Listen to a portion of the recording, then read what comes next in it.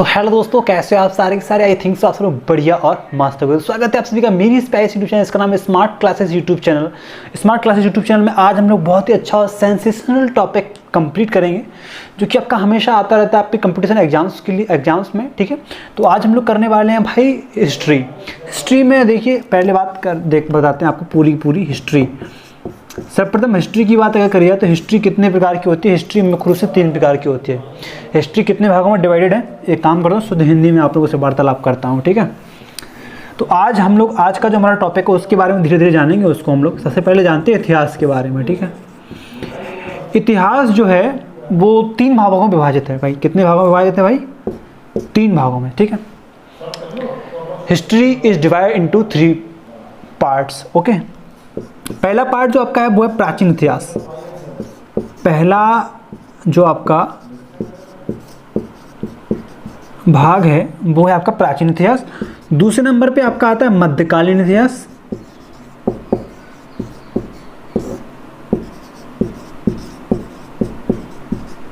Okay, और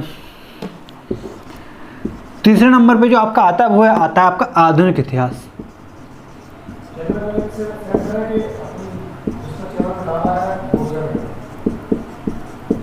okay, तो यहाँ पे आपको क्लियरली मैंने मेंशन कराया है। मैंने आपको क्या बताया कि इतिहास जो है वो आपका 3 भागों में विभाजित होता है। यहाँ पे मेन रूप से हमें 3 भाग देखने को मिलते हैं इतिहास के। ठीक है, सब बात समझ में आ रही है आपको? प्राचीन इतिहास, मध्यकालीन इतिहास और आधुनिक इतिहास। ठीक है, तो प्राचीन इतिहास हम लोग आज कंप्लीट नहीं करेंगे। हम लोग बात करेंगे आज किसकी?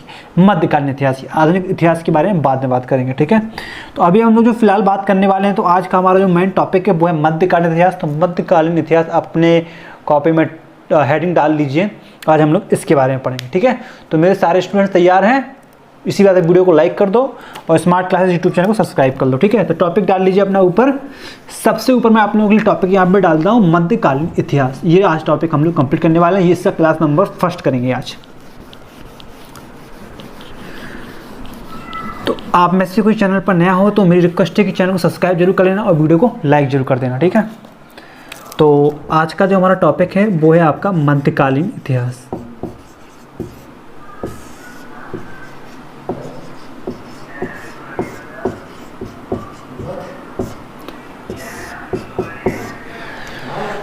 तो मध्यकालीन इतिहास हमारा आज का टॉपिक है और इसमें आज हम लोग स्टार्ट करेंगे आपका कहाँ से? आज हम लोग यहाँ पे स्टार्ट करेंगे 712 से। 712 ईस्वी से हम लोग स्टार्ट करेंगे शासन को, जब मोहम्मद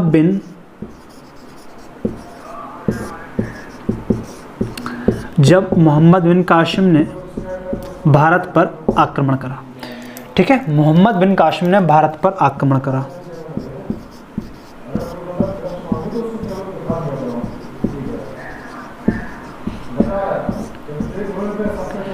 तो यहाँ पे आप देख सकते हो कि 712 ईस्वी से हम लोग स्टार्ट कर रहे हैं शासन को। तो 712 ईस्वी में क्या हुआ था? मोहम्मद बिन कासिम जो है उसने भारत पर आक्रमण किया था भाई। ठीक है, तो सबसे पहले भारत पर आक्रमण किसने करा? तो उसका राइट आंसर होगा मोहम्मद बिन कासिम ने। ठीक है, उसके बाद आगे बढ़ते हैं। ठीक है, इसके बाद होता क्या है? मेन रूप की जो स्टोरी आपकी मध्यकालीन इतिहास की जो शुरू होती है वो होती है आपकी गजनवी से। मोहम्मद गजनवी। देखिए, मोहम्मद गजनवी जो हैं वो आपके मोहम्मद गजनवी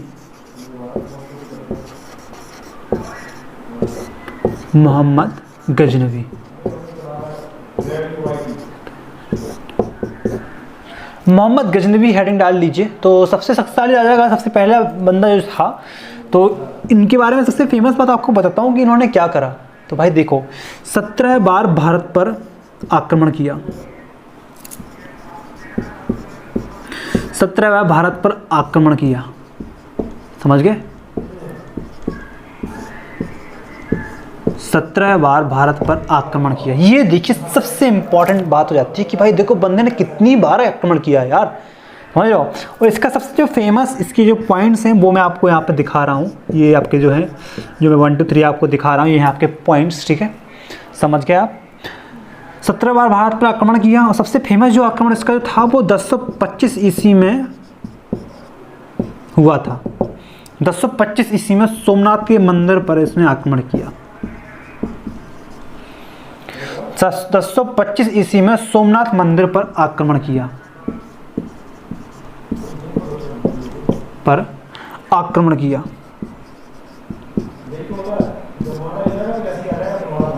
समझ गए। तो 1025 ईस्वी में सोमनाथ मंदिर पर आक्रमण किया किसने? मोहम्मद गजनवी ने, ठीक है। मोहम्मद गजनवी का जो बेसिकली रूल था कि भाई इन्होंने ये करा था कि मुस्लिम धर्म को बढ़ावा देना, ठीक है, और उसके बाद अपने सेना को विशाल करना, ठीक है, ये इनका मोटिव था मेन रूप से। और लूटपाट इन्होंने बहुत सारी 1025 ईस्वी में करी थी। ये जब सोमनाथ मंदिर पर इन्होंने जब आक्रमण करा तो बहुत सारी लूटपाट करी और बहुत सारे लोगों की जान चली गई इस आक्रमण में, इस अटैक में। तो आगे बढ़ते हैं फिर, ठीक है। सोमनाथ मंदिर पर उन्होंने आक्रमण किया, उसके बाद इनकी डेथ हो जाती है आगे जाकर, ठीक है। अब इसके बाद जो इनका गुलाम था, इनका नाम क्या था? इनका जो दास था, या आप गुलाम कह सकते हैं, आप दास कह सकते हैं। तो मोहम्मद गजनवी की जब कहानी ख़त्म हो जाती है तो उसके बाद किसकी कहानी स्टार्ट होगी? तब आपकी कहानी स्टार्ट होती है मोहम्मद गौरी की। तो मोहम्मद गौरी जो दास था मोहम्मद गजनवी का, ये पूरी सत्ता इसको सौंप देता है भाई, पूरी सत्ता इसको सौंप देता है। किसको? मोहम्मद गौरी को। अब मोहम्मद गौरी अस्तित्व में आ जाता है, ठीक है। अब मोहम्मद गौरी के बारे में जो कहानी है वो हम लोग नेक्स्ट पार्ट में करेंगे, ठीक है। तो चैनल को सब्सक्राइब नहीं किया तो चैनल को सब्सक्राइब कर लेना, वीडियो को लाइक कर देना। चलिए मिलते हैं नेक्स्ट वीडियो में, तब तक के लिए जय हिंद, जय भारत, वंदे मातरम। Thank you. तो हेलो दोस्तों, कैसे आप सारे तो welcome back to the channel. I hope you are absolutely fine. तो स्वागत है आप सभी का मेरी स्पेशल चैनल, इसका नाम है स्मार्ट क्लासेस। स्मार्ट क्लासेस में आप लोग मिडिल हिस्ट्री का क्लास नंबर 2 करेंगे, जो कि काफ़ी अच्छा इंपॉर्टेंट होने वाला है आप सभी स्टूडेंट्स के लिए। इससे पहले हम लोग पार्ट 1 कंप्लीट कर चुके हैं। अगर आप लोगों ने वो नहीं देखा है, link in the description, you can check out that class, okay. तो आगे बढ़ते हैं। अब मेरे प्यारे दोस्तों, आज हम लोग कंप्लीट करेंगे आगे का पोर्सन। जैसा कि मैंने आपको बताया था कि पिछली बार की जो कहानी थी वो मैंने उसके दास मोहम्मद गजनवी के जो दास थे मोहम्मद गौरी, उनके ऊपर छोड़ी थी वो कहानी। अब मोहम्मद गौरी से आज की कहानी स्टार्ट करेंगे, ठीक है। तो इसी बात पे ठोको लाइक, ओके। आगे बढ़ते हैं। तो आज हम लोग बात करेंगे मोहम्मद गौरी के बारे में। तो मोहम्मद गौरी जो थे, मोहम्मद गौरी और पृथ्वीराज चौहान के बीच में 2 बहुत ही महान युद्ध हुए हैं, जिन्हें हम तराइन का युद्ध बोलते हैं। तराइन का प्रथम युद्ध, ओके, जो कि आपका 1191 ईस्वी में हुआ था। समझ गए मेरे प्यारे दोस्तों? क्लियर है? क्लियर ही होगा, ठीक है। तराइन का प्रथम युद्ध, जिसमें कौन विजयी रहा भाई? इसमें रहा आपका पृथ्वीराज चौहान चौहान विजयी रहे। समझ गए? ये युद्ध कब हुआ था? 1191 में हुआ था तराइन का प्रथम युद्ध, जो कि पृथ्वीराज चौहान और मोहम्मद गौरी के बीच में हुआ था, ठीक है। तो मोहम्मद गौरी हार गया था और पृथ्वीराज चौहान इसमें जीत गए थे। अब बात करते हैं, तो फिर क्या हुआ कि मोहम्मद गौरी को बहुत बुरा लगा, भाई ये भाग गया अपनी जान बचाने के लिए। लेकिन मोहम्मद गौरी ने फिर से अपनी सेना को एकत्रित करा। उसके बाद उन्होंने फिर तराइन का द्वितीय युद्ध लड़ा, ठीक है। तराइन का द्वितीय युद्ध, तराइन का द्वितीय युद्ध लड़ा, ठीक है। और तराइन का द्वितीय युद्ध जो हुआ उसमें कौन विजयी रहा, ये कब हुआ? तो ये 1192 ईस्वी में हुआ पहली बार, और इसमें मोहम्मद गौरी विजयी रहा। मोहम्मद गौरी विजयी रहा, ठीक है, विजयी रहे। समझ गए? तो मोहम्मद गौरी इसमें क्या हुआ? विजयी रहे, ठीक है। समझ गया? मोहम्मद गौरी का जो दास था, कौन दास था भाई? कुतुबुद्दीन ऐबक। कुतुबुद्दीन ऐबक दिख रहा है आपको? दिख रहा है, ठीक है। ये क्लियर है आपको?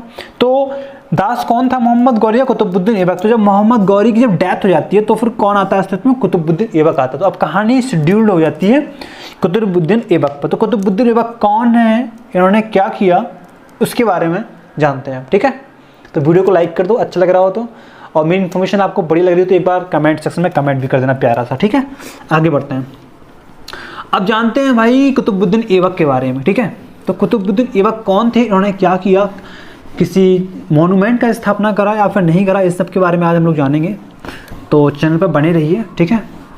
और चैनल पर नए हो सब्सक्राइब करें, वीडियो को लाइक करें, ठीक है। क्लियर है सारी बातें? चल आगे बढ़ते हैं। चलिए फिर, तो दोस्तों कुतुबुद्दीन ऐबक हेडिंग लगा लीजिए।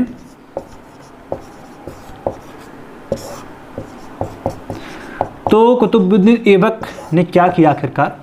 भाई गुलाम वंश की स्थापना करी इन्होंने, गुलाम वंश की स्थापना, समझ गए? तो पहला पॉइंट इनका ये है, कुतुबुद्दीन ऐबक क्या है, पहला पॉइंट ये है कि इन्होंने गुलाम वंश की स्थापना करी। कब करी? 1206 ईस्वी में, ठीक है, 1206 ईस्वी में इन्होंने गुलाम वंश की स्थापना करी, ठीक है। देखिए यहाँ पे आपका ये आ जाता है, ये आपका है दिल्ली सल्तनत। दिल्ली सल्तनत की स्थापना करने वाला जो पहला बंदा था वो था कुतुबुद्दीन ऐबक, इन्होंने गुलाम वंश की स्थापना करी 1206 ईस्वी में। अब इनके बारे में एक चीज़ और बता दूं कि इन्होंने कुब्बत उल इस्लाम,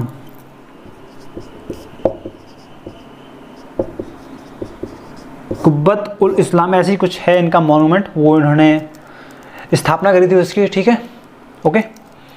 अब पॉइंट नंबर 3 पे जाते हैं। इनकी डेथ कब हो जाती है? ठीक है, तो इनकी डेथ हो जाती है 1210 ईस्वी में, ठीक है। और इसके बाद शासन में कौन आरूढ़ हो जाता है? तो शासन पर कौन आसीन हो जाता है? तो इल्तुतमिश आ जाता है। इसके बाद आपका इल्तुतमिश से इनका क्या संबंध है? ये जिसका दास या फिर कुछ और है? तो इल्तुतमिश जो आपका है वो कुतुबुद्दीन ऐबक का क्या दामाद है, ठीक है, ये क्या है? इसका दामाद है भाई, समझ गए? तो इल्तुतमिश का दामाद, इल्तुतमिश दामाद है किसका? कुतुबुद्दीन ऐबक का। अब इल्तुतमिश के ऊपर कहानी पूरी शिफ्ट हो जाती है, ठीक है। तो इल्तुतमिश जो है उसकी एक बहुत ही फेमस पुत्री थी जिसका नाम बच्चा बच्चा जानता है। क्या आप जानते हो? रजिया सुल्तान, प्रथम मुस्लिम शासिका, ठीक है। तो इल्तुतमिश की पुत्री का नाम क्या था? रजिया सुल्तान। तो हेडिंग डाल लीजिए रजिया सुल्तान। देखिए रजिया सुल्तान के बारे में बहुत सारी इंपॉर्टेंट बात आपको बताऊंगा। तो रजिया सुल्तान जो थी वो प्रथम मुस्लिम शासिका थी, प्रथम मुस्लिम शासिका। तो ऐसी मुस्लिम धर्म में जो सबसे पहली प्रथम मुस्लिम शासिका थी वो थी रजिया सुल्तान, ठीक है। Razia Sultan was the first lady who rule over the government, okay. तो यहाँ पे इंडिया का सबसे बड़ा ये पॉइंट हो जाता है कि प्रथम मुस्लिम शासिका थी हमारे रजिया सुल्तान। और इस रजिया सुल्तान के बाद अब क्या होता है वो सब हम जानेंगे नेक्स्ट वीडियो में। तो नेक्स्ट वीडियो का आप लोग इंतजार करना। तो मिलते हैं नेक्स्ट वीडियो में, तब तक के लिए थैंक यू। हेलो दोस्तों, कैसे आप सारे के सारे? तो स्वागत है आप सभी का मेरी इस पैसे यूट्यूब चैनल, इसका नाम है स्मार्ट क्लासेस। स्मार्ट क्लासेस में आज हम लोग पढ़ने वाले हैं मिडिवल हिस्ट्री का class number 3। Class number 3 complete करने वाला है आज। मिडिवल हिस्ट्री का काफ़ी अच्छा इंटरेस्टिंग होने वाला है। जो कहानी हम लोग पहले छोड़ चुके थे उसको आज कंप्लीट करेंगे, ठीक है। तो आज बेसिकली हम लोग जानने वाले हैं किस वंश के और किस चीज़ के बारे में। तो आज हम लोग दिल्ली सल्तनत के बारे में पढ़ेंगे भाई, दिल्ली सल्तनत। दिल्ली सल्तनत की अगर बात किया तो इसमें टोटल वंश कितने हैं भाई? 5 वंश आते हैं भाई। क्लियर है यहाँ तक? हाँ, पहला आपका आता है गुलाम वंश, फिर आपका आता है खिलजी, गुलाम, खिलजी, तुगलक, सैयद,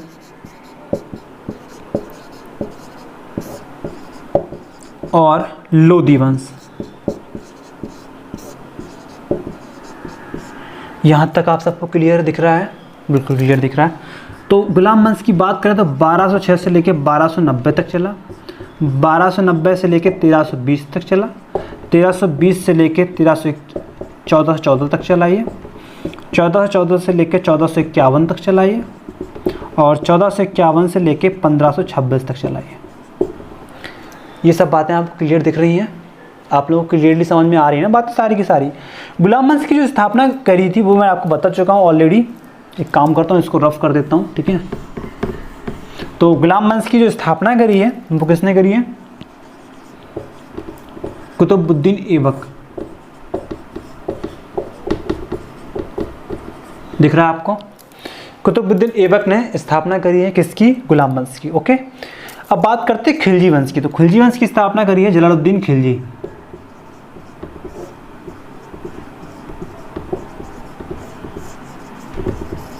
ये बात आपको क्लियर है? बात करिए तुगलक वंश की, तो इसकी खोज किसने करी? गयासुद्दीन तुगलक।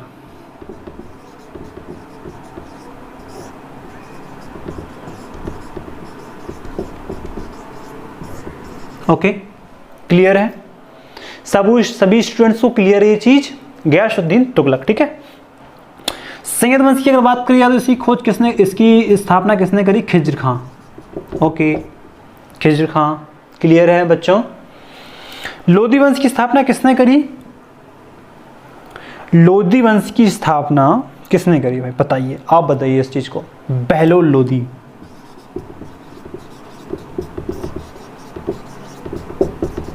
ये आपको दिख रही है चीज? बहलोल लोधी बिल्कुल दिख रही है, मजा आ गया भाई।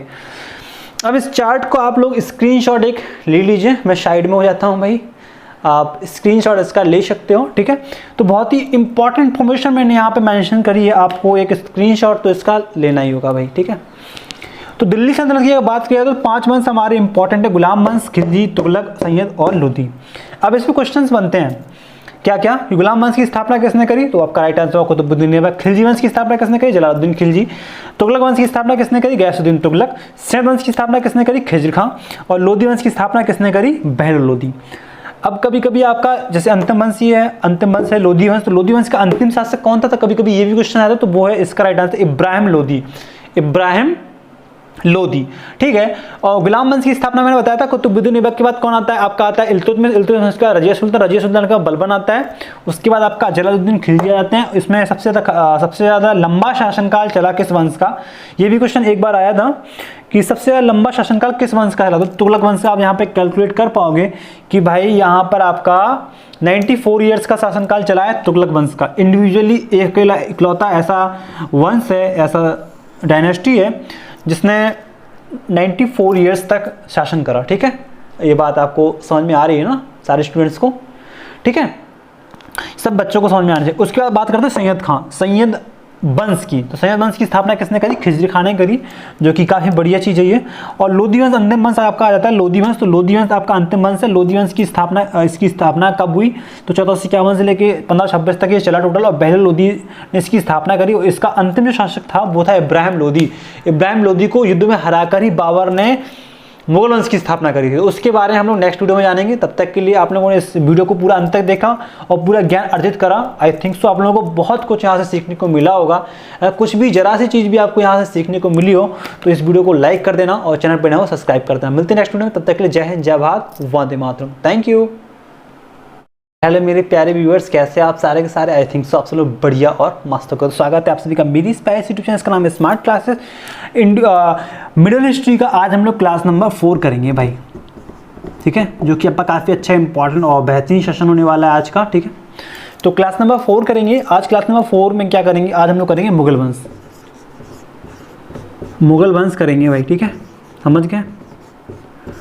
तो मुगल वंश की स्थापना किसने करी भाई? सबसे पहला शासक जो है वो है बाबर आपका। पहले सभी शासकों के नाम लिख देता हूँ, फिर उनके बारे में आपको डिटेल्ड इंफॉर्मेशन दी जाएगी, ठीक है। बाबर, बाबर के बाद कौन आता है भाई? हुमायूं। हुमायूं के बाद आपका आता है अकबर। अकबर के बाद आपका कौन आता है भाई? जहांगीर, शाहजहां,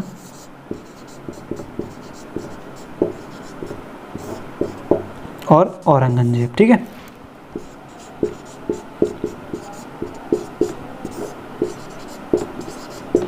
यहां तक आपको दिख रहा है क्लियर? औरंगजेब तक बिल्कुल दिख रहा है। देखिए बाबर, मुगल वंश की स्थापना कब हुई? तो 1526 में इसकी स्थापना हुई, ठीक है। किसने करी भाई? बाबर ने करी। बाबर ने क्या करा? 1526 ईस्वी में पानीपत का प्रथम युद्ध, पानीपत का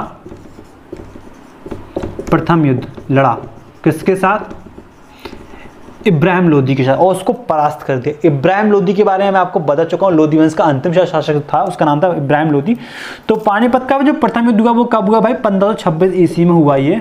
और किस किस के बीच में हुआ था? तो ये हुआ था, ये जो युद्ध हुआ था वो आपका हुआ था इब्राहिम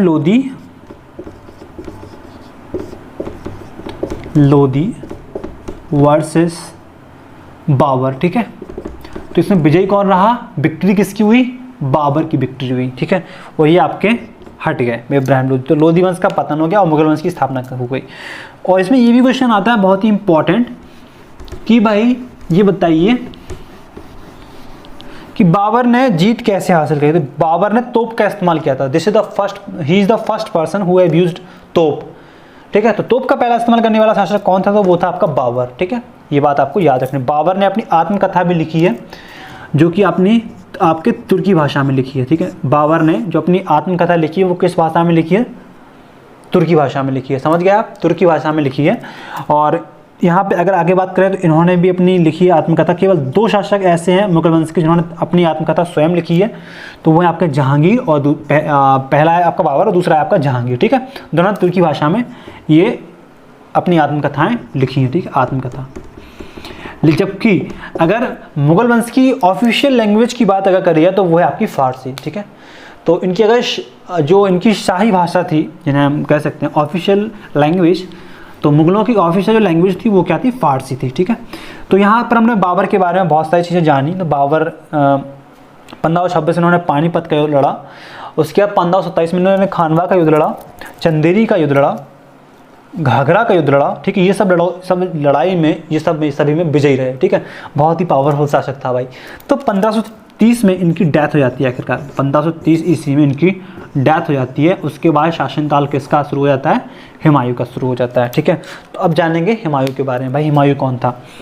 तो हुमायूं के बारे में कहा जाता है कि यह ज्योतिष में बहुत ही ज़्यादा विश्वास रखते थे। भाई ज्योतिष में सबसे ज़्यादा विश्वास अगर कोई रखता था तो वो कौन था भाई? वो था आपका हुमायूं। हुमायूं के बारे में कहा जाता है कि ज्योतिषी में इतना विश्वास रखते थे कि यह एक सप्ताह में जो 7 डेज होते हैं, 7 डेज होते हैं एक वीक में, तो एक वीक में जो 7 डेज होते हैं, ये 7 प्रकार के अलग अलग रंग के कपड़े पहना करते थे। ये इनके ज्योतिषी के द्वारा ये बताई गई ये चीज़ कि अगर उन्होंने ज्योतिष ने बता दिया कि अगर आपको सोमवार को अगर आप निकलें तो आपको लाल रंग पहनना है। एग्जाम्पल मैं समझा रहा हूँ आपको, ठीक है। मंगलवार को उन्होंने बता दिया कि आपको इस दिन हरा पहनना है, ठीक है। ऐसा कुछ हो गया तो इनके डे फिक्स रहते थे कि इस दिन ये कलर का ड्रेस पहनेंगे और उस दिन ये कलर का ड्रेस पहनेंगे, ठीक है। तो ये ज्योतिषी में बहुत ज़्यादा विश्वास रखते थे, इसलिए ये उसी के आधार पर चलते थे। इन्होंने एक लाइब्रेरी की भी स्थापना करी थी, संग्रहालय की, और उसी संग्रहालय की सीढ़ियों से गिर के इनकी डेथ हो जाती है, ठीक है। उसी संग्रहालय के सीढ़ियों से गिर के इनकी डेथ हो जाती है। किसकी? हुमायूं की। हुमायूं की जो डेथ हो जाती है तो फिर आते हैं आपके शासनकाल में अकबर, ठीक है। एक बीच में छोटा सा एक पार्ट है, बिलग्राम का युद्ध आपको याद होगा, शायद नहीं याद है तो मैं याद दिला दूँ। बिलग्राम का युद्ध कब हुआ था भाई? ये देख लीजिए पहले तो। ये हुआ था 1540 में, ठीक है। 1540 में ये युद्ध हुआ था। ये किस किस के बीच में? शेरशाह सूरी वर्सेस हुमायूं, ठीक है। तो इसमें हुमायूं जी हार गए थे और फिर शासनकाल के लिए थोड़ा देर के लिए बन जाते हैं, शासन में आ जाते हैं आपके शेरशाह सूरी जी, ठीक है, थोड़ी देर के शासनकाल के लिए, ठीक है। उसके बाद आते हैं हमारे अकबर, जिनका जन्म 1542 ईस्वी में अमरकोट में हुआ था। और 1556 में इन्होंने पानीपत का द्वितीय युद्ध लड़ा, जिसमें ये विजयी रहे, जो कि आपका अकबर और हुमायूं के बीच में हुआ था, पानीपत का द्वितीय युद्ध, ठीक है। अकबर की जब डेथ हो जाती है तो फिर आते हैं आपके जहांगीर, जिनको हम लोग जहांगीर जो है, जहांगीर का अर्थ क्या होता है? विश्व विजेता, ठीक है, जहांगीर का अर्थ होता है भाई। लेकिन ये कला में बहुत ही निपुण थे, ठीक है। विश्व विजेता तो नहीं रह पाए, लेकिन ये कला में काफ़ी ज़्यादा माहिर थे, ठीक है। आर्ट का इन्हें काफ़ी तगड़ा नॉलेज था भाई, ठीक है। अब बात कर लेते हैं शाहजहाँ के बारे में। तो शाहजहाँ के बारे में आप सब जानते हैं कि भाई लाल किला हो जाए, ताजमहल हो जाए, या फिर कोई भी एक बड़ा मॉन्यूमेंट हो जाए, तो सब किसने बनवाए हैं? ये आपके शाहजहाँ ने बनवाए हैं, ठीक है। मोती मस्जिद से लेके सब चीज़ें शाहजहाँ ने बनवाई हैं। इसके बाद आपके आते हैं लास्ट में ये औरंगजेब, ठीक है। औरंगजेब के बारे में कहा जाता है कि ये सबसे खतरनाक, खूंखार और भयानक शासक था, ठीक है। तो औरंगजेब के बारे में अगर हम लोग बात करेंगे यहाँ पे, तो इसने पता म्यूजिक पे बैन लगा दिया था भाई। इसने कहा कि हम भाई संगीत को अलाउ नहीं करेंगे, इस पे इसने लगा दिया बैन। समझ गए, म्यूजिक पे इसने बैन लगा दिया था, समझ गए। औरंगजेब ने दास प्रथा को फिर से इन्होंने आरंभ करा, ठीक है। और उस बाकी सब कहानियाँ आप इनके बारे में जानते होगे। अब बात कर लेते हैं सबसे अंतिम शासक की। तो मुगल वंश का अंतिम शासक कौन था? तो बहादुर शाह जफर। बहादुर शाह जफर जो थे वो मुगल वंश के अंतिम शासक थे, ठीक है। तो यहाँ तक सारी की सारी डिटेल्स आप लोगों को कैसी लगी, और मध्यकालीन इतिहास का ये जो पार्ट था जो मैंने बहुत ही जल्दी तरीके से निपटाया ताकि आप लोगों को एक रफ़ आइडिया हो जाए मिडियल हिस्ट्री के बारे में, ठीक है। तो आप लोगों को ये क्लास कैसी लगी एक बार लाइक और कमेंट करके मेरे को बता देना, ठीक है। कुछ नया सीखे हो यहाँ से इस चैनल के माध्यम से, या मैंने कुछ आपको सिखा पाया हो इतनी देर में, इतनी बड़ी क्लास में, तो आप एक बार वीडियो को लाइक जरूर कर देना, और चैनल पर नए हो सब्सक्राइब करके बेल नोटिफिकेशन को ऑन जरूर कर लेना ताकि मेरे आने वाले सारे के सारे वीडियो आप लोगों तक पहुँच पाएँ। तो बहुत ही ज़बरदस्त, शानदार और बढ़िया क्लास होने वाली है। जल्द ही एक नए टॉपिक के साथ आपसे मिलते हैं, तब तक के लिए जय हिंद, जय भारत, वंदे मातरम, थैंक यू। तो हेलो दोस्तों, कैसे हो आप सारे के सारे? आई थिंक सो आप सब लोग बढ़िया और मस्त हो। स्वागत है आप सभी का मेरी इस प्यारे यूट्यूब चैनल, इसका नाम है smart classes YouTube channel. Smart classes YouTube channel में आज हम लोग बहुत ही अच्छा और सेंसेशनल टॉपिक कंप्लीट करेंगे जो कि आपका हमेशा आता रहता है आपके कंपटीशन एग्जाम्स के लिए, एग्जाम्स में, ठीक है। तो आज हम लोग करने वाले हैं भाई हिस्ट्री में। देखिए पहले बताते हैं आपको पूरी हिस्ट्री। सर्वप्रथम हिस्ट्री की बात अगर करिए तो हिस्ट्री कितने प्रकार की होती है? हिस्ट्री मुख्य रूप से 3 प्रकार की होती है। हिस्ट्री कितने भागों में डिवाइडेड है? एक काम करता हूँ, शुद्ध हिंदी में आप लोगों से वार्तालाप करता हूँ, ठीक है। तो आज का जो हमारा टॉपिक है उसके बारे में धीरे धीरे जानेंगे। उसको हम लोग सबसे पहले जानते हैं इतिहास के बारे में, ठीक है। इतिहास जो है वो 3 भागों में विभाजित है भाई। कितने भागों में विभाजित है भाई? 3 भागों में, ठीक है। History is divide into 3 parts, okay. पहला पार्ट जो आपका है वो है प्राचीन इतिहास। पहला जो आपका भाग है वो है आपका प्राचीन इतिहास। दूसरे नंबर पे आपका आता है मध्यकालीन इतिहास।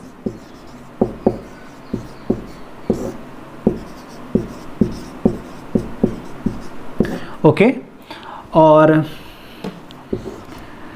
तीसरे नंबर पे जो आपका आता है वो आता है आपका आधुनिक इतिहास।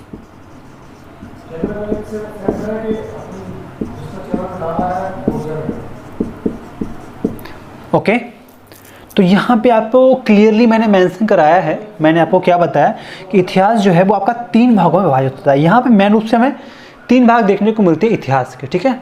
तो बात समझ में आ रही है आपको? प्राचीन इतिहास, मध्यकालीन इतिहास और आधुनिक इतिहास, ठीक है। तो प्राचीन इतिहास हम लोग आज कंप्लीट नहीं करेंगे, हम लोग बात करेंगे आज किसकी? मध्यकालीन इतिहास की। आधुनिक इतिहास के बारे में बाद में बात करेंगे, ठीक है। तो अभी हम लोग जो फिलहाल बात करने वाले हैं, तो आज का हमारा जो मेन टॉपिक है वो है मध्यकालीन इतिहास। तो मध्यकालीन इतिहास अपने कॉपी में हेडिंग डाल लीजिए, आज हम लोग इसके बारे में पढ़ेंगे, ठीक है। तो मेरे सारे स्टूडेंट्स तैयार हैं? इसी बात वीडियो को लाइक कर दो और स्मार्ट क्लासेस यूट्यूब चैनल को सब्सक्राइब कर लो, ठीक है। तो टॉपिक डाल लीजिए अपना ऊपर। सबसे ऊपर मैं आप लोगों के लिए टॉपिक यहाँ पे डाल रहा हूँ मध्यकालीन इतिहास। ये आज टॉपिक हम लोग कंप्लीट करने वाले हैं। ये इसका क्लास नंबर 1 करेंगे आज। तो आप में से कोई चैनल पर नया हो तो मेरी रिक्वेस्ट है कि चैनल को सब्सक्राइब जरूर कर लेना और वीडियो को लाइक जरूर कर देना, ठीक है। तो आज का जो हमारा टॉपिक है वो है आपका मध्यकालीन इतिहास।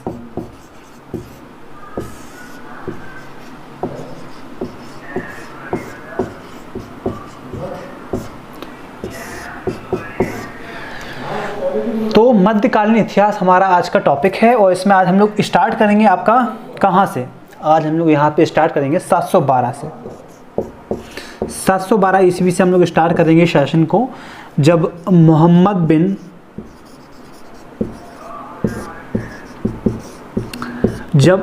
बिन कासिम ने भारत पर आक्रमण करा, ठीक है। मोहम्मद बिन कासिम ने भारत पर आक्रमण करा।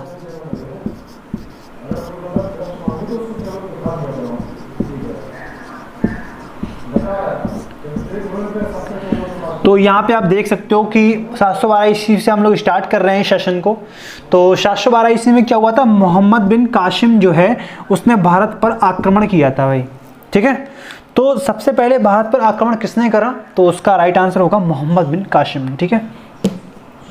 उसके बाद आगे बढ़ते हैं, ठीक है। इसके बाद होता क्या है, मेन रूप की जो स्टोरी आपकी मध्यकालीन इतिहास की जो शुरू होती है वो होती है आपकी गजनवी से, मोहम्मद गजनवी।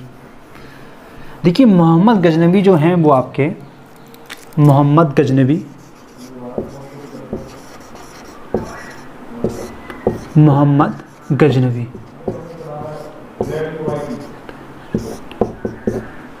मोहम्मद गजनवी हेडिंग डाल लीजिए। तो सबसे शक्तिशाली राजा का सबसे पहला बंदा जो था, तो इनके बारे में सबसे फेमस बात आपको बताता हूँ कि इन्होंने क्या करा।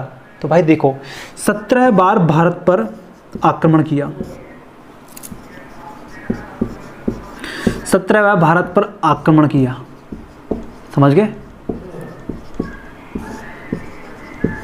17 बार भारत पर आक्रमण किया। ये देखिए सबसे इंपॉर्टेंट बात हो जाती है कि भाई देखो बंदे ने कितनी बार आक्रमण किया यार, समझ लो। और इसका सबसे जो फेमस इसके जो पॉइंट्स हैं वो मैं आपको यहाँ पे दिखा रहा हूँ। ये आपके जो है, जो मैं 1 2 3 आपको दिखा रहा हूँ, ये हैं आपके पॉइंट्स, ठीक है, समझ गए आप। 17 बार भारत पर आक्रमण किया और सबसे फेमस जो आक्रमण इसका जो था वो 1025 ईस्वी में हुआ था। 1025 ईस्वी में सोमनाथ के मंदिर पर इसने आक्रमण किया। 1025 ईस्वी में सोमनाथ मंदिर पर आक्रमण किया,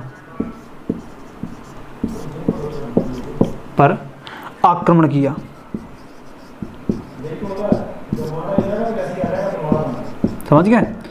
तो 1025 ईस्वी में सोमनाथ मंदिर पर आक्रमण किया, किसने, मोहम्मद गजनवी ने, ठीक है। मोहम्मद गजनवी का जो बेसिकली रूल था कि भाई इन्होंने ये करा था कि मुस्लिम धर्म को बढ़ावा देना, ठीक है, और उसके बाद अपने सेना को विशाल करना, ठीक है, ये इनका मोटिव था मेन रूप से। और लूटपाट इन्होंने बहुत सारी 1025 ईस्वी में करी थी। ये जब सोमनाथ मंदिर पर इन्होंने जब आक्रमण करा तो बहुत सारी लूटपाट करी और बहुत सारे लोगों की जान चली गई इस आक्रमण में, इस अटैक में। तो आगे बढ़ते हैं फिर, ठीक है। सोमनाथ मंदिर पर उन्होंने आक्रमण किया, उसके बाद इनकी डेथ हो जाती है आगे जाकर, ठीक है। अब इसके बाद जो इनका गुलाम था, इनका नाम क्या था, इनका जो दास था, या आप गुलाम कह सकते हैं, आप दास कह सकते हैं। तो मोहम्मद गजनवी की जब कहानी ख़त्म हो जाती है तो इसके बाद किसकी कहानी स्टार्ट होगी, तब आपकी कहानी स्टार्ट होती है मोहम्मद गौरी की। तो मोहम्मद गौरी जो दास था मोहम्मद गजनवी का, ये पूरी सत्ता इसको सौंप देता है भाई, पूरी सत्ता इसको सौंप देता है, किसको, मोहम्मद गौरी को। अब मोहम्मद गौरी अस्तित्व में आ जाता है, ठीक है। अब मोहम्मद गौरी के बारे में जो कहानी है वो हम लोग नेक्स्ट पार्ट में करेंगे, ठीक है। तो चैनल को सब्सक्राइब नहीं किया तो चैनल को सब्सक्राइब कर लेना, वीडियो को लाइक कर देना। चलिए मिलते हैं नेक्स्ट वीडियो में, तब तक के लिए जय हिंद, जय भारत, वंदे मातरम, थैंक यू। तो हेलो दोस्तों, कैसे आप सारे तो welcome back to the channel. I hope you are absolutely fine. तो स्वागत है आप सभी का मेरी स्पेशल चैनल, इसका नाम है स्मार्ट क्लासेस। स्मार्ट क्लासेस में आप लोग मिडिल हिस्ट्री का क्लास नंबर 2 करेंगे, जो कि काफ़ी अच्छा इंपॉर्टेंट होने वाला है आप सभी स्टूडेंट्स के लिए। इससे पहले हम लोग पार्ट 1 कंप्लीट कर चुके हैं, अगर आप लोगों ने वो नहीं देखा है link in the description, you can check out that class, okay. तो आगे बढ़ते हैं। अब मेरे प्यारे दोस्तों, आज हम लोग कंप्लीट करेंगे आगे का पोर्सन। जैसा कि मैंने आपको बताया था कि पिछली बार की जो कहानी थी वो मैंने उसके दास मोहम्मद गजनवी के जो दास थे मोहम्मद गौरी, उनके ऊपर छोड़ी थी वो कहानी। अब मोहम्मद गौरी से आज की कहानी स्टार्ट करेंगे, ठीक है। तो इसी बात पे ठोको लाइक, ओके। आगे बढ़ते हैं। तो आज हम लोग बात करेंगे मोहम्मद गौरी के बारे में। तो मोहम्मद गौरी जो थे, मोहम्मद गौरी और पृथ्वीराज चौहान के बीच में 2 बहुत ही महान युद्ध हुए हैं, जिन्हें हम तराइन का युद्ध बोलते हैं। तराइन का प्रथम युद्ध, ओके, जो कि आपका 1191 ईस्वी में हुआ था। समझ गए मेरे प्यारे दोस्तों, क्लियर है, क्लियर ही होगा, ठीक है। तराइन का प्रथम युद्ध, जिसमें कौन विजयी रहा भाई, इसमें रहा आपका पृथ्वीराज चौहान चौहान विजयी रहे, समझ गए। ये युद्ध कब हुआ था, 1191 में हुआ था, तराइन का प्रथम युद्ध, जो कि पृथ्वीराज चौहान और मोहम्मद गौरी के बीच में हुआ था, ठीक है। तो मोहम्मद गौरी हार गया था और पृथ्वीराज चौहान इसमें जीत गए थे। अब बात करते हैं तो फिर क्या हुआ कि मोहम्मद गौरी को बहुत बुरा लगा, भाई ये भाग गया अपनी जान बचाने के लिए, लेकिन मोहम्मद गौरी ने फिर से अपनी सेना को एकत्रित करा। उसके बाद उन्होंने फिर तराइन का द्वितीय युद्ध लड़ा, ठीक है। तराइन का द्वितीय युद्ध, तराइन का द्वितीय युद्ध लड़ा, ठीक है। और त्रायन का द्वितीय युद्ध जो हुआ उसमें कौन विजयी रहा, ये कब हुआ, तो ये 1192 ईस्वी में हुआ पहली बात, और इसमें मोहम्मद गौरी विजयी रहा,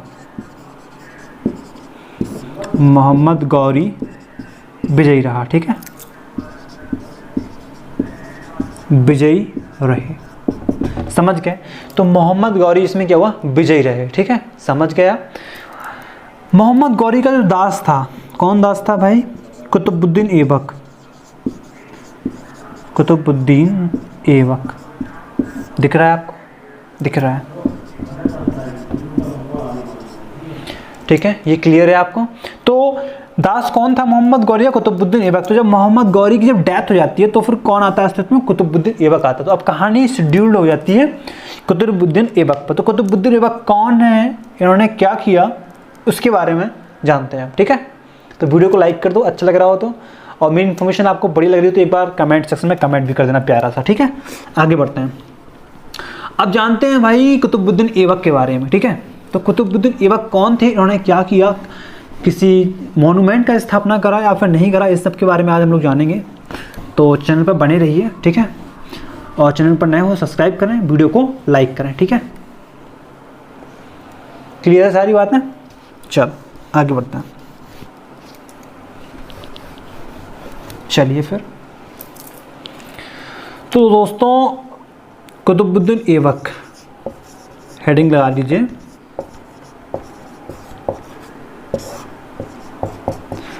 तो कुतुबुद्दीन ऐबक ने क्या किया आखिरकार भाई, गुलाम वंश की स्थापना करी इन्होंने, गुलाम वंश की स्थापना, समझ गए। तो पहला पॉइंट इनका ये है, कुतुबुद्दीन ऐबक क्या रहे हैं, पहला पॉइंट ये है कि इन्होंने गुलाम वंश की स्थापना करी, कब करी, 1206 ईस्वी में, ठीक है, 1206 ईस्वी में इन्होंने गुलाम वंश की स्थापना करी, ठीक है। देखिए यहाँ पे आपका ये आ जाता है, ये आपका है दिल्ली सल्तनत। दिल्ली सल्तनत की स्थापना करने वाला जो पहला बंदा था वो था कुतुबुद्दीन ऐबक, इन्होंने गुलाम वंश की स्थापना करी 1206 ईस्वी में।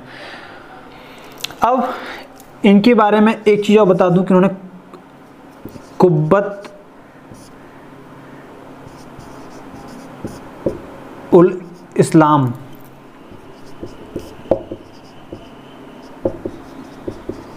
कुब्बत उल इस्लाम ऐसी कुछ है इनका मोनूमेंट, वो इन्होंने स्थापना करी थी उसकी, ठीक है, ओके।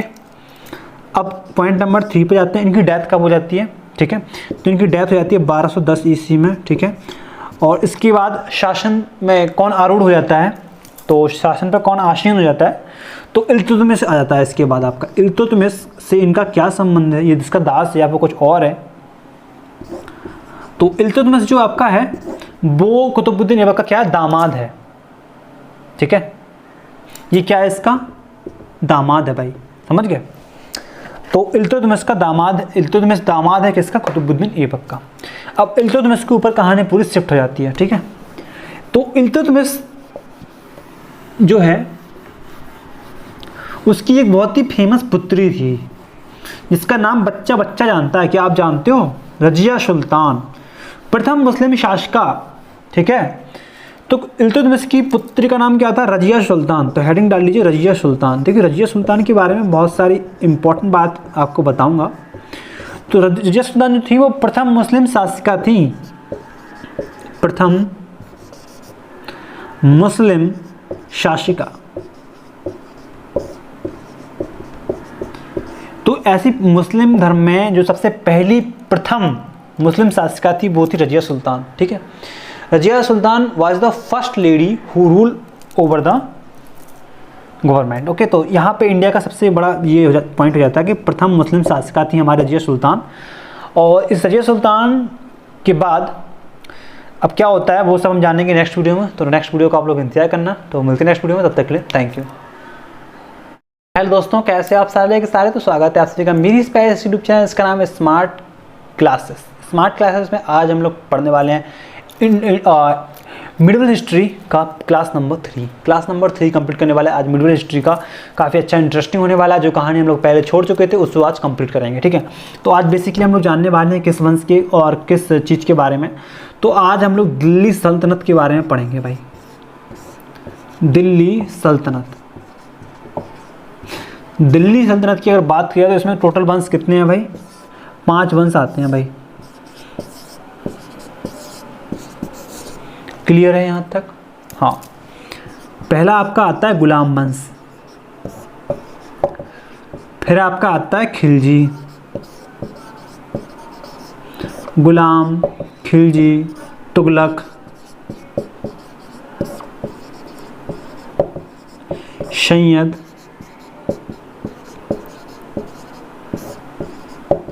और लोदी वंश। यहाँ तक आप सबको क्लियर दिख रहा है? बिल्कुल क्लियर दिख रहा है। तो गुलाम वंश की बात करें तो 1206 से लेकर 1290 तक चला, 1290 से लेकर 1320 तक चला, 1320 से लेकर 1414 तक चला ये, 1414 से लेकर 1451 तक चला ये, और 1451 से लेकर 1526 तक चला ये सब बातें आपको क्लियर दिख रही हैं?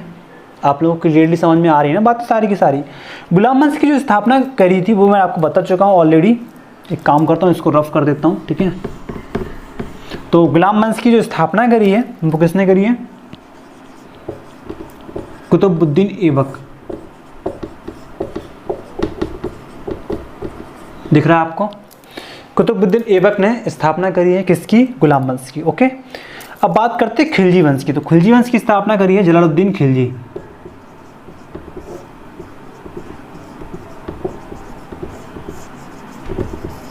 ये बात आपको क्लियर है? बात करिए तुगलक वंश की, तो इसकी खोज किसने करी? गयासुद्दीन तुगलक।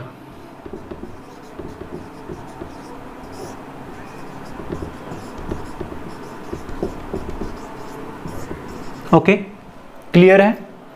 सभी स्टूडेंट्स को क्लियर है ये चीज? गयासुद्दीन तुगलक, ठीक है? सैयद वंश की अगर बात करिए तो इसकी खोज किसने, इसकी स्थापना किसने करी? खिज्र खां। ओके, खिज्र खां, क्लियर है बच्चों? लोदी वंश की स्थापना किसने करी?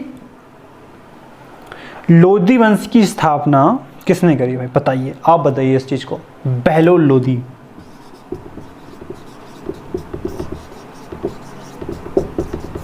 ये आपको दिख रही है चीज? बहलोल लोदी बिल्कुल दिख रही है, मजा आ गया भाई।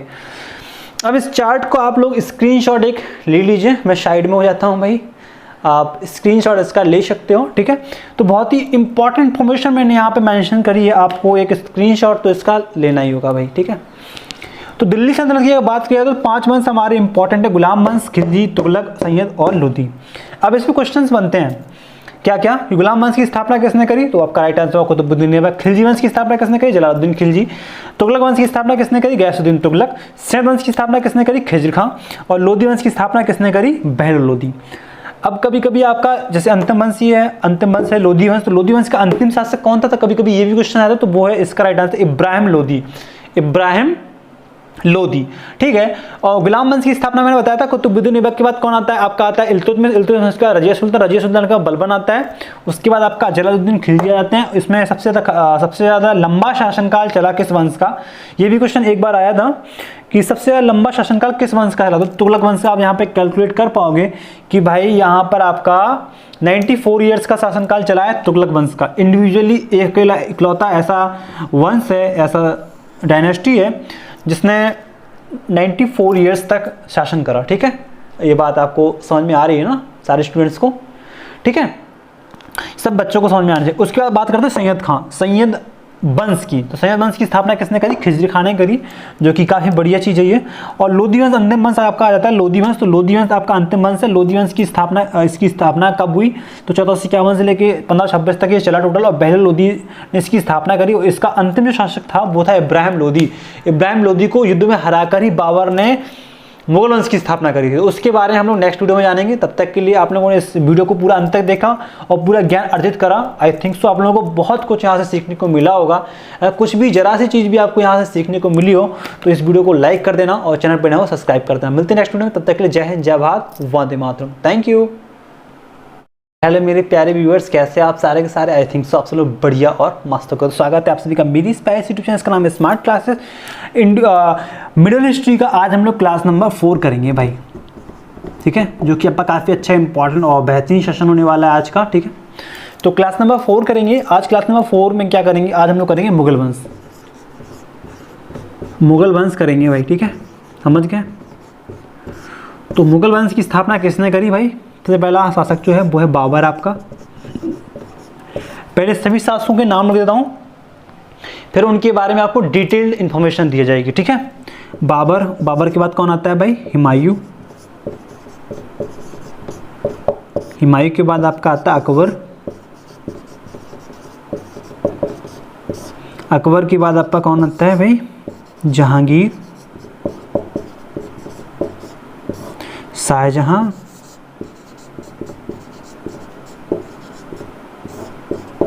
और औरंगजेब, ठीक है।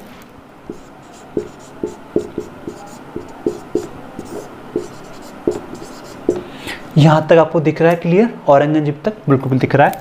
देखिए बाबर, मुगल वंश की स्थापना कब हुई? तो 1526 में इसकी स्थापना हुई, ठीक है। किसने करी भाई? बाबर ने करी।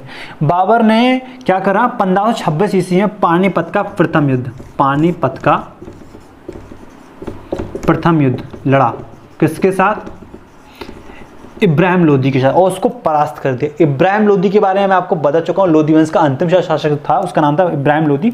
तो पानीपत का जो प्रथम युद्ध हुआ वो कब हुआ भाई? 1526 ईस्वी में हुआ ये।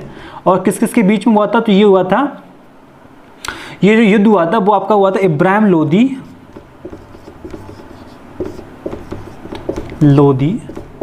वर्सेस बाबर, ठीक है। तो इसमें विजयी कौन रहा? विक्ट्री किसकी हुई? बाबर की विक्ट्री हुई, ठीक है। और ये आपके हट गए इब्राहिम लोदी। तो लोदी वंश का पतन हो गया और मुगल वंश की स्थापना हो गई। और इसमें ये भी क्वेश्चन आता है बहुत ही इंपॉर्टेंट कि भाई ये बताइए कि बाबर ने जीत कैसे हासिल करी? तो बाबर ने तोप का इस्तेमाल किया था। This is the first, he is the first person who have used तोप, ठीक है। तो तोप का पहला इस्तेमाल करने वाला शासक कौन था? तो वो था आपका बाबर, ठीक है। ये बात आपको याद रखनी। बाबर ने अपनी आत्मकथा भी लिखी है जो कि आपके तुर्की भाषा में लिखी है, ठीक है। बाबर ने जो अपनी आत्मकथा लिखी है वो किस भाषा में लिखी है? तुर्की भाषा में लिखी है, समझ गए आप? तुर्की भाषा में लिखी है। और यहाँ पे अगर आगे बात करें तो इन्होंने भी अपनी लिखी है आत्मकथा। केवल 2 शासक ऐसे हैं मुगल वंश के जिन्होंने अपनी आत्मकथा स्वयं लिखी है, तो वो है आपका जहांगीर और पहला है आपका बाबर और दूसरा है आपका जहांगीर, ठीक है। दोनों तुर्की भाषा में ये अपनी आत्मकथाएं लिखी हैं, ठीक है, आत्मकथा। जबकि अगर मुगल वंश की ऑफिशियल लैंग्वेज की बात अगर करिए तो वो है आपकी फारसी, ठीक है। तो इनकी अगर जो इनकी शाही भाषा थी, जिन्हें हम कह सकते हैं ऑफिशियल लैंग्वेज, तो मुगलों की ऑफिशियल जो लैंग्वेज थी वो क्या थी? फारसी थी, ठीक है।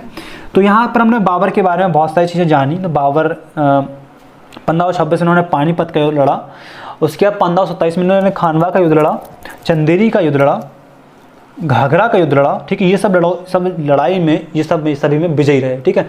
बहुत ही पावरफुल शासक था भाई। तो 1530 में इनकी डेथ हो जाती है आखिरकार। 1530 ईस्वी में इनकी डेथ हो जाती है। उसके बाद शासनकाल किसका शुरू हो जाता है? हुमायूं का शुरू हो जाता है, ठीक है। तो अब जानेंगे हुमायूं के बारे में। भाई हुमायूं कौन था?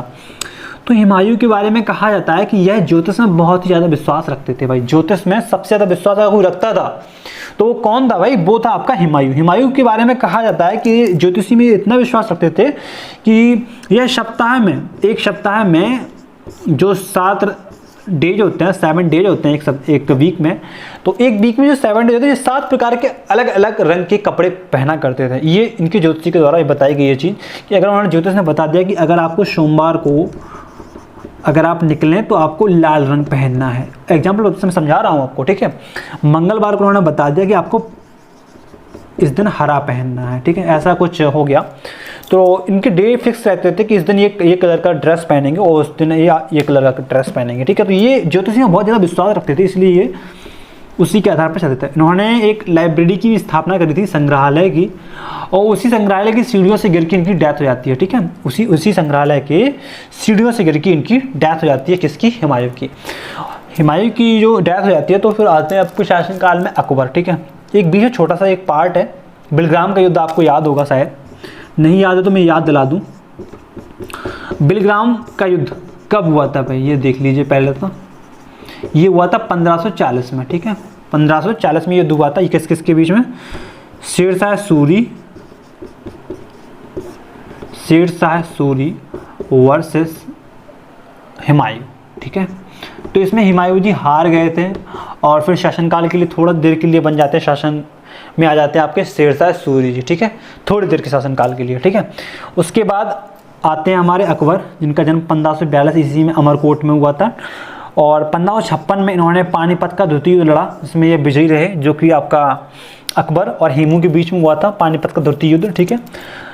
अकबर की जब डेथ हो जाती है तो फिर आते हैं आपके जहांगीर, जिनको हम लोग जहांगीर जो है, जहांगीर का अर्थ क्या होता है, विश्व विजेता, विश्व विजेता, ठीक है, जहांगीर का अर्थ होता है भाई। लेकिन ये कला में बहुत ही निपुण थे, ठीक है, विश्व विजेता तो नहीं रह पाए, लेकिन ये कला में काफ़ी ज़्यादा माहिर थे, ठीक है, आर्टिस्ट, आर्ट का इन्हें काफ़ी तगड़ा नॉलेज था भाई, ठीक है।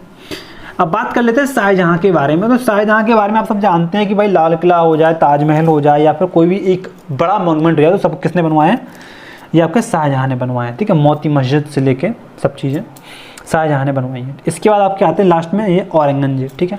औरंगजेब के बारे में कहा जाता है कि ये सबसे खतरनाक, खूंखार और भयानक शासक था, ठीक है।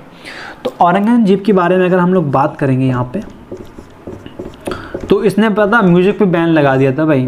इसने कहा कि हम भाई संगीत को अलाउ नहीं करेंगे, इस पे इसने लगा दिया बैन, समझ गए, म्यूजिक पे इसने बैन लगा दिया था, समझ गए, औरंगजेब ने। दास प्रथा को फिर से इन्होंने आरंभ करा, ठीक है, और बाकी सब कहानियाँ आप इनके बारे में जानते होंगे। अब बात कर लेते हैं सबसे अंतिम शासक की। तो मुगल वंश का अंतिम शासक कौन था, तो बहादुर शाह जफर, बहादुर शाह जफर जो थे वो मुगल वंश के अंतिम शासक थे, ठीक है। तो यहाँ तक सारी की सारी डिटेल्स आप लोगों को कैसी लगी, और मध्यकालीन इतिहास का ये जो पार्ट था, जो मैंने बहुत ही जल्दी तरीके से निपटाया, ताकि आप लोगों को एक रफ़ आइडिया हो जाए मिडियल हिस्ट्री के बारे में, ठीक है। तो आप लोगों को ये क्लास कैसी लगी, एक बार लाइक और कमेंट करके मेरे को बता देना, ठीक है। कुछ नया सीखे हो यहाँ से इस चैनल के माध्यम से, या मैंने कुछ आपको सिखा पाया हो इतनी देर में, इतनी बड़ी क्लास में, तो आप एक बार वीडियो को लाइक जरूर कर देना, और चैनल पर नए हो सब्सक्राइब करके बेल नोटिफिकेशन को ऑन जरूर कर लेना, ताकि मेरे आने वाले सारे के सारे वीडियो आप लोगों तक पहुँच पाएँ। तो बहुत ही ज़बरदस्त, शानदार और बढ़िया क्लास होने वाली है। जल्द ही एक नए टॉपिक के साथ आपसे मिलते हैं, तब तक के लिए जय हिंद, जय भारत, वंदे मातरम, थैंक यू। तो हेलो दोस्तों, कैसे हो आप सारे के सारे, आई थिंक सो आप सब बढ़िया और मस्त हो। स्वागत है आप सभी का मेरी स्पाइस यूट्यूब चैनल, इसका नाम है smart classes YouTube channel. Smart classes YouTube channel में आज हम लोग बहुत ही अच्छा और सेंसेशनल टॉपिक कंप्लीट करेंगे, जो कि आपका हमेशा आता रहता है आपके कंपटीशन एग्जाम्स के लिए, एग्जाम्स में, ठीक है। तो आज हम लोग करने वाले हैं भाई हिस्ट्री में। देखिए पहले बताते हैं आपको पूरी हिस्ट्री। सर्वप्रथम हिस्ट्री की बात अगर करिए तो हिस्ट्री कितने प्रकार की होती है, हिस्ट्री मुख्य रूप से 3 प्रकार की होती है। हिस्ट्री कितने भागों में डिवाइडेड है, एक काम करता हूँ शुद्ध हिंदी में आप लोगों से वार्तालाप करता हूँ, ठीक है। तो आज का जो हमारा टॉपिक है उसके बारे में धीरे धीरे जानेंगे। उसको हम लोग सबसे पहले जानते हैं इतिहास के बारे में, ठीक है। इतिहास जो है वो 3 भागों में विभाजित है भाई। कितने भागों में विभाजित है भाई, 3 भागों में, ठीक है। History is divided into 3 parts, okay. पहला पार्ट जो आपका है वो है प्राचीन इतिहास। पहला जो आपका भाग है वो है आपका प्राचीन इतिहास। दूसरे नंबर पे आपका आता है मध्यकालीन इतिहास।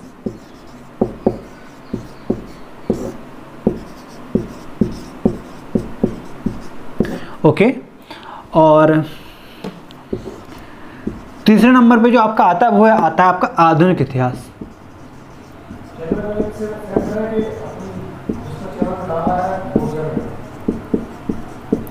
ओके, तो यहाँ पे आपको क्लियरली मैंने मेंशन कराया है, मैंने आपको क्या बताया कि इतिहास जो है वो आपका 3 भागों में विभाजित होता है। यहाँ पे मेन रूप से हमें 3 भाग देखने को मिलते हैं इतिहास के, ठीक है। सब बात समझ में आ रही है आपको, प्राचीन इतिहास, मध्यकालीन इतिहास और आधुनिक इतिहास, ठीक है। तो प्राचीन इतिहास हम लोग आज कंप्लीट नहीं करेंगे, हम लोग बात करेंगे आज किसकी, मध्यकालीन इतिहास की। आधुनिक इतिहास के बारे में बाद में बात करेंगे, ठीक है। तो अभी हम लोग जो फिलहाल बात करने वाले हैं, तो आज का हमारा जो मेन टॉपिक है वो है मध्यकालीन इतिहास। तो मध्यकालीन इतिहास अपने कॉपी में हेडिंग डाल लीजिए, आज हम लोग इसके बारे में पढ़ेंगे, ठीक है। तो मेरे सारे स्टूडेंट्स तैयार हैं, इसी बात वीडियो को लाइक कर दो और स्मार्ट क्लासेस यूट्यूब चैनल को सब्सक्राइब कर लो, ठीक है। तो टॉपिक डाल लीजिए अपना ऊपर, सबसे ऊपर मैं आप लोगों के लिए टॉपिक यहाँ पे डालता हूँ मध्यकालीन इतिहास। ये आज टॉपिक हम लोग कंप्लीट करने वाले हैं, ये इसका क्लास नंबर 1 करेंगे आज। तो आप में से कोई चैनल पर नया हो तो मेरी रिक्वेस्ट है कि चैनल को सब्सक्राइब जरूर कर लेना और वीडियो को लाइक जरूर कर देना, ठीक है। तो आज का जो हमारा टॉपिक है वो है आपका मध्यकालीन इतिहास।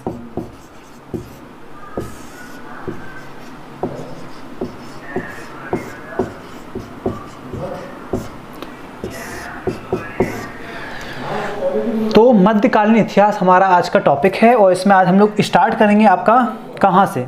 आज हम लोग यहाँ पे स्टार्ट करेंगे 712 से। 712 ईस्वी से हम लोग स्टार्ट करेंगे शासन को, जब मोहम्मद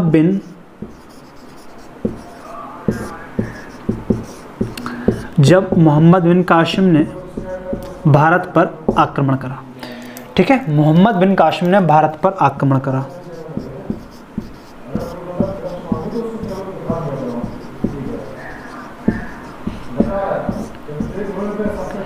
तो यहाँ पे आप देख सकते हो कि 712 ईस्वी से हम लोग स्टार्ट कर रहे हैं सेशन को। तो 712 ईस्वी में क्या हुआ था, मोहम्मद बिन कासिम जो है उसने भारत पर आक्रमण किया था भाई, ठीक है। तो सबसे पहले भारत पर आक्रमण किसने करा, तो उसका राइट आंसर होगा मोहम्मद बिन कासिम ने, ठीक है। उसके बाद आगे बढ़ते हैं, ठीक है। इसके बाद होता क्या है, मेन रूप की जो स्टोरी आपकी मध्यकालीन इतिहास की जो शुरू होती है वो होती है आपकी गजनवी से, मोहम्मद गजनवी। देखिए मोहम्मद गजनवी जो हैं वो आपके मोहम्मद गजनवी मोहम्मद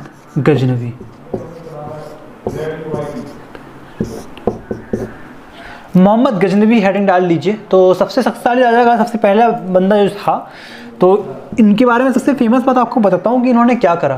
तो भाई देखो 17 बार भारत पर आक्रमण किया, 17 बार भारत पर आक्रमण किया, समझ गए। 17 बार भारत पर आक्रमण किया। ये देखिए सबसे इंपॉर्टेंट बात हो जाती है कि भाई देखो बंदे ने कितनी बार आक्रमण किया यार, समझ लो। और इसका सबसे जो फेमस इसके जो पॉइंट्स हैं वो मैं आपको यहाँ पे दिखा रहा हूँ। ये आपके जो है जो मैं 1 2 3 आपको दिखा रहा हूँ, ये आपके पॉइंट्स, ठीक है, समझ गए आप। 17 बार भारत पर आक्रमण किया और सबसे फेमस जो आक्रमण इसका जो था वो 1025 ईस्वी में हुआ था। 1025 ईस्वी में सोमनाथ के मंदिर पर इसने आक्रमण किया। 1025 ईस्वी में सोमनाथ मंदिर पर आक्रमण किया,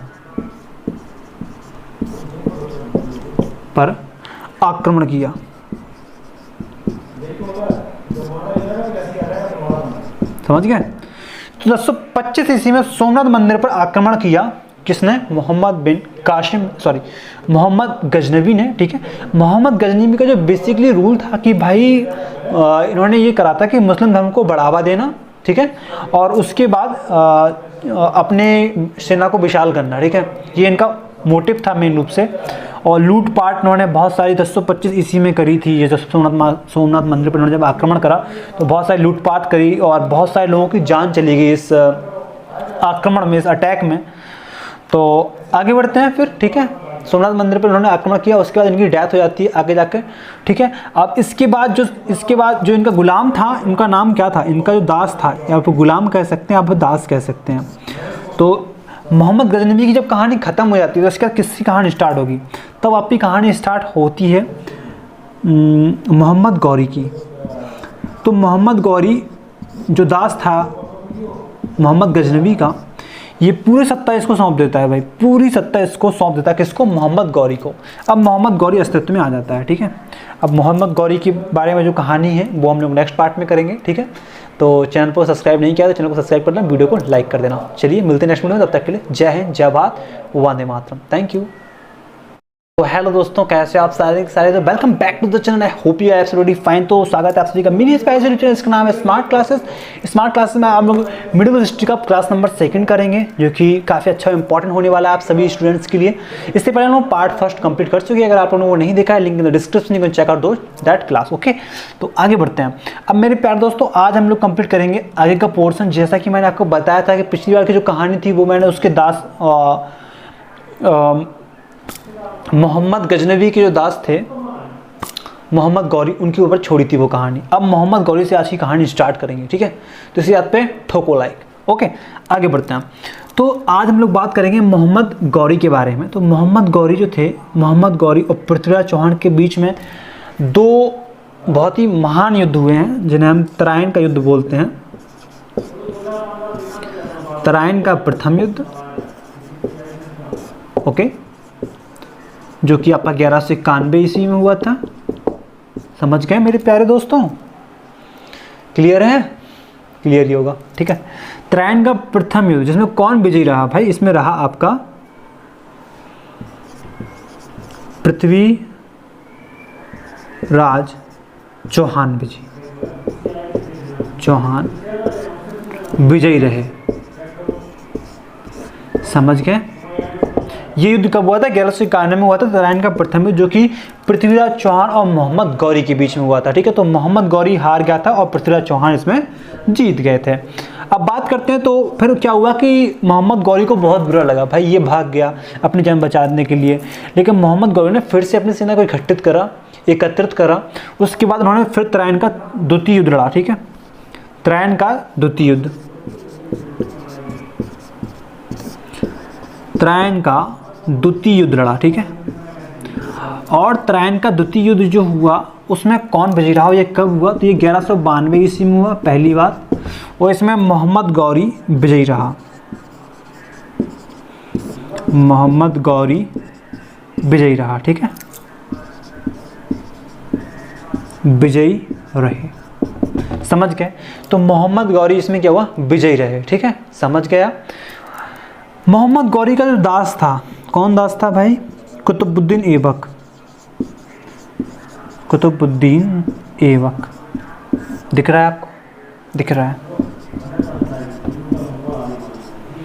ठीक है। ये क्लियर है आपको?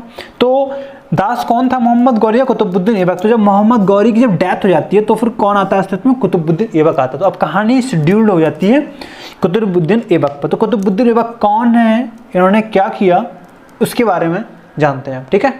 तो वीडियो को लाइक कर दो अच्छा लग रहा हो तो, और मेरी इन्फॉर्मेशन आपको बड़ी लग रही हो तो एक बार कमेंट सेक्शन में कमेंट भी कर देना प्यारा सा, ठीक है।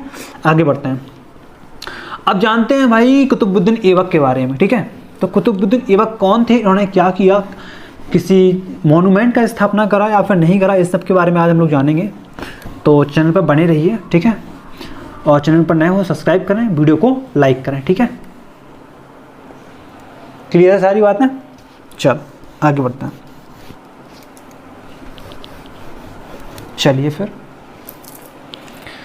तो दोस्तों कुतुबुद्दीन ऐबक हेडिंग लगा दीजिए।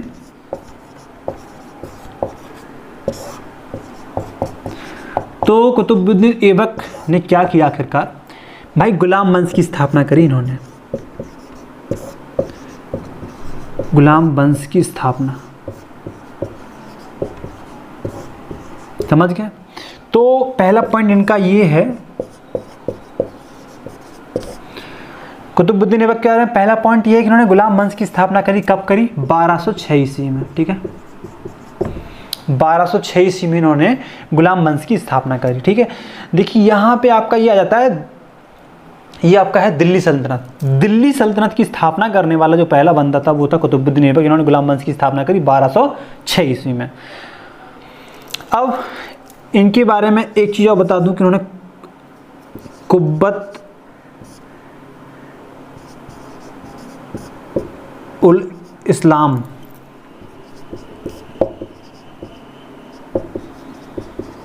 कुब्बत उल इस्लाम ऐसी कुछ है इनका मॉन्यूमेंट, वो इन्होंने स्थापना करी थी उसकी, ठीक है।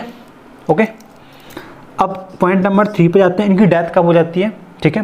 तो इनकी डेथ हो जाती है 1210 ईस्वी में, ठीक है। और इसके बाद शासन में कौन आरूढ़ हो जाता है? तो शासन पर कौन आसीन हो जाता है? तो इल्तुतमिश आ जाता है। इसके बाद आपका इल्तुतमिश से इनका क्या संबंध है? ये जिसका दास है या फिर कुछ और है? तो इल्तुतमिश जो आपका है वो कुतुबुद्दीन ऐबक का क्या है? दामाद है, ठीक है। ये क्या है? इसका दामाद है भाई, समझ गए। तो इल्तुतमिश का दामाद, इल्तुतमिश दामाद है किसका? कुतुबुद्दीन ऐबक का। अब इल्तुतमिश के ऊपर कहानी पूरी शिफ्ट हो जाती है, ठीक है। तो इल्तुतमिश जो है उसकी एक बहुत ही फेमस पुत्री थी जिसका नाम बच्चा बच्चा जानता है। क्या आप जानते हो? रजिया सुल्तान, प्रथम मुस्लिम शासिका, ठीक है। तो इल्तुतमिश की पुत्री का नाम क्या था? रजिया सुल्तान। तो हेडिंग डाल लीजिए रजिया सुल्तान। देखिए रजिया सुल्तान के बारे में बहुत सारी इंपॉर्टेंट बात आपको बताऊंगा। तो रजिया सुल्तान जो थी वो प्रथम मुस्लिम शासिका थी, प्रथम मुस्लिम शासिका। तो ऐसी मुस्लिम धर्म में जो सबसे पहली प्रथम मुस्लिम शासिका थी वो थी रजिया सुल्तान, ठीक है। Razia Sultan was the first lady who rule over the government. Okay, तो यहाँ पे इंडिया का सबसे बड़ा ये पॉइंट हो जाता है कि प्रथम मुस्लिम शासिका थी हमारी रजिया सुल्तान। और इस रजिया सुल्तान के बाद अब क्या होता है वो सब हम जानेंगे नेक्स्ट वीडियो में। तो नेक्स्ट वीडियो का आप लोग इंतजार करना। तो मिलते हैं नेक्स्ट वीडियो में, तब तक के लिए थैंक यू।